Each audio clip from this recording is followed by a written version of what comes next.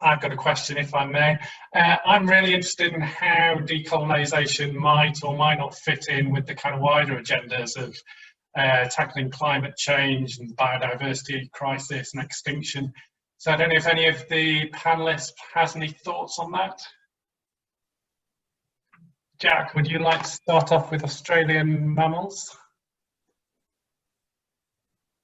Oh, yes, like I said in my talk, I think it's definitely linked to biodiversity loss when it comes to Australia, because it is such a hotspot for extinction. There have been at least 30 extinctions since European invasion, which is of mammals, which is worse than anywhere else in the world.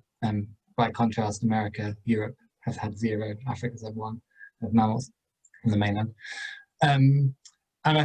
Well, that's my case basically, is that it's linked to how we talk about them. So if we could make those cases in museums, and we could even make that direct argument and say, you know, it's typical in Australian mammal displays to talk about extinction, particularly around thylacines.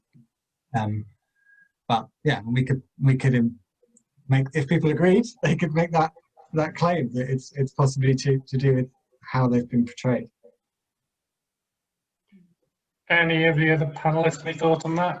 Yeah, yeah, it's also what we know and where that knowledge is. So if you're thinking about, you know, we've got natural history museums, they're all in the European and North American centers. And that's already, you know, we're holding that knowledge there. Whereas the hotspots for biodiversity crisis are elsewhere. They're not in New York or Paris or Berlin or London, they're elsewhere. So I think we need to find ways of communicating these levels of extinction where they actually happen, rather than in those centers which then actually happen to map onto colonial and imperial endeavors, which is why we have the collections in the first place. So it's really important to see those two together, that the sources of knowledge are not where the extinction is happening. Yeah, I think it's a very, very essential point. Perhaps move that on. There's another question for you, Rachel, if you're happy to take it. Embarking on pluriversal approaches to the work of decolonisation means really going into the meaning of this word has for people, especially the formerly colonised. How is the Powell Cotton Museum looking to engage the hard-to-reach, oppressed communities? We're going to try in our kind of public engagement program to be as inclusive as we can, and to try and reach as many local communities as we can. Traditionally, our visitor demographics have very much kind of reflected the more kind of white demographics of Thanet, which is, you know, it's a very majority white, quite impoverished area, and also quite kind of culturally conservative. So that very much reflects what our audiences have been in the past. But there are other really interesting community groups around that we want to engage with, who are doing really amazing activist work with women's groups, refugees, anti-racist work.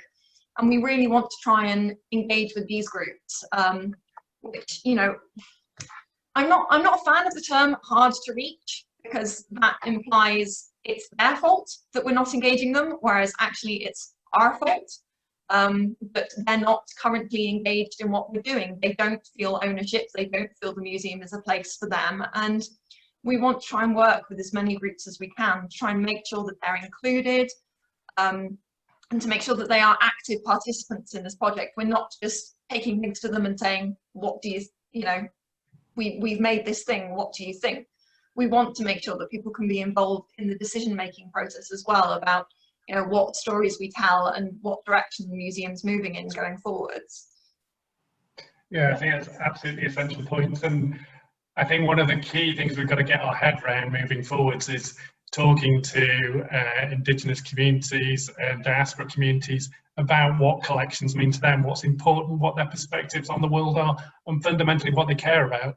Some natural history collections I don't think necessarily anybody really cares about, but that's okay too. Has anybody any other thoughts about kind of working with cultures and communities? Well, Mamadi put in the chat that we could do better at representing other ways of understanding animals and species relationship to land. And as far as I know, I can't think of any good examples of that having happened in natural history museums that I've visited. So I'd be eager if anyone has come across any to put them in the chat. Yeah, I think absolutely. We're all very keen to hear good examples of where this work has been taken even further. I think that's perhaps everything for this session. Thank you ever so much to all the speakers. It's been a really stimulating session and some very inspiring examples that we look forward to seeing how they develop over the next few years, particularly. The next session starts at 1:30, so I hope you'll all join us for that and have a good lunch. See you shortly.